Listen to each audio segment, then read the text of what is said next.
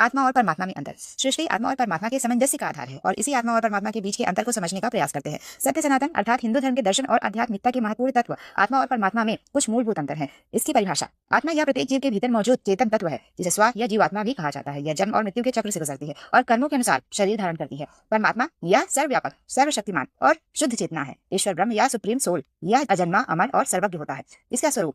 आत्मा सीमित और व्यक्तिगत होती है, यानी हर प्राणी की आत्मा अलग मानी जाती है। परमात्मा असीमित और सर्वत्र व्याप्त होती है।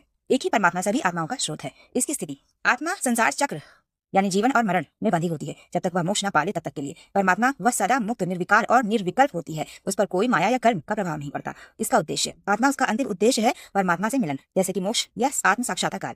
और परमात्मा वह आत्माओं को मार्ग दिखाता है, उसका रक्षक होता है, पर स्वयं किसी उद्देश्य से बंधा नहीं होता है। उदाहरण, अगर समुद्र को परमात्मा माना जाए तो उसकी एक एक बूंद आत्मा के समान है। बूंद में वही तत्व है, लेकिन वह सीमित है। जब बूंद वापस समुद्र में मिलती है तो वह फिर असीम हो जाती है। यही आत्मा का परमात्मा में विलीन